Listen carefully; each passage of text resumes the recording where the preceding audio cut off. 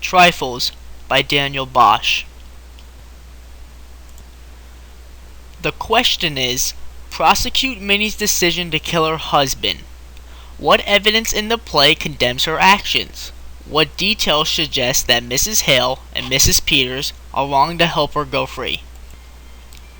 Minnie's decision to kill her husband was the wrong decision to make, in my opinion. At that time, I understand that it was very hard for somebody to get a divorce, but that does not give somebody the reason to take another person's life.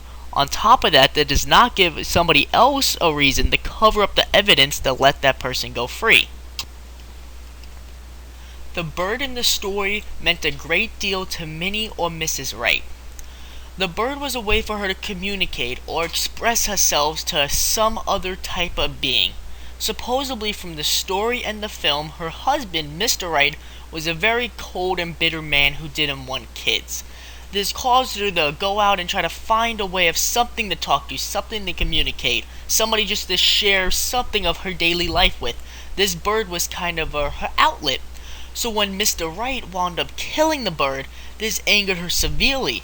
That is why it was probably the main reason why the woman covered it up, because it would have been that way, that nail in the coffin, the conviction that they needed to convince the jury that she committed this crime. Like I said, the bird was one of the driving forces that the book and the movie used, and why Minnie was so angered, and was one of the reasons why she finally decided to kill her husband. A quote that I used from the story: "No, Wright wouldn't like the bird, a thing that sang. He didn't really like his wife expressing herself. He just wanted her to be bottled up, so to say, and, just not express her feelings to everybody else. So that bird kind of gave her that outlet, which he didn't want because he was a very controlling man on the farm." This was a reason that the people who supported her action, like in the critical articles, say that she was justified in killing him. They believed that Mr. Wright was a bitter man, didn't want any kids, she couldn't express herself, so the bird, like I said, was an outlet for her. At the time, she couldn't get a divorce, so this pet was a great thing for her to communicate with. But really, does that justify her killing somebody over a dead animal, a dead pet? I know it was a way for her to communicate, something to express her feelings to, that wasn't just a cold stone to say that Mr. Wright was. But even just one pet dying, I know it was a devastating feat to her, but that does not give her the reason to go and kill somebody. The article that I have chosen to write on was written by Lane A. Glenn. This is the quote: "The most shocking act is the deliberate cover-up of Mrs. Wright's act by two well-intentioned but ultimately criminal conspirators. The problem is that Miss Hale and Miss Peters were trying to do the right thing by covering up the crime, but what they didn't realize that they were doing is that they were interfering with a criminal investigation. So even though they thought it was the right thing and that Mrs. Wright was mistreated, ultimately they stopped a guilty person who killed somebody to get off scot-free on trial because the sheriff couldn't produce the evidence that they needed to convict her. The bird would have been one of the driving points in the argument that she had a reason or a motive behind doing what she did." Miss Hale from the start supported Mrs. Wright. She believed that she was justified in doing what she did, which was killing her husband.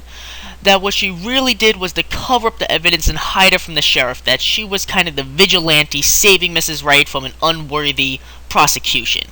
This ultimately would lead to Mrs. Wright's conviction falling through the floor and letting her go free. So all in all, Mrs. Hale covered up the evidence from a guilty person who committed a very bad crime from the police. Some of the evidence that they covered up wasn't just the bird, but for another example, her sewing. If you remember in the story and the movie, her sewing was out of line, which could be showed that she was in some kind of distress that would have caused her to do it this way, which is another thing that the prosecutors could have used to turn it around. But still, covering up the evidence was a bad thing to do and was very uncalled for. This led to Mrs. Hale adjusting and rearranging the stitches so it didn't look like a mess. This was just another thing that they covered up to hide from the sheriff. Still, the bird would have been a clear motive that would have convicted her, but granted, both the women hid the evidence. In the minds of Mrs. Hale and Mrs. Peters, they believed that this was a clear-cut case, and they saw the bird and the sewing as a way that they could have turned it to convict her.